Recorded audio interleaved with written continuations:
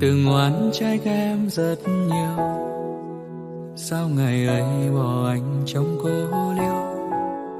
Anh từng nói với em rất nặng lời, sao ngày ấy để anh ôm chơi vơi.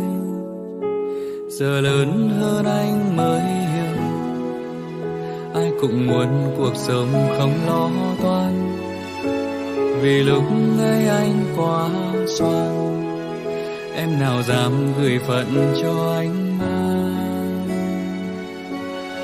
Sai lầm lớn nhất anh mang trong cuộc đời là đánh mất em khi ta tuổi đôi mươi, là muốn ấp ôm em theo cả cuộc đời mà bản thân anh còn chưa lo được nỗi.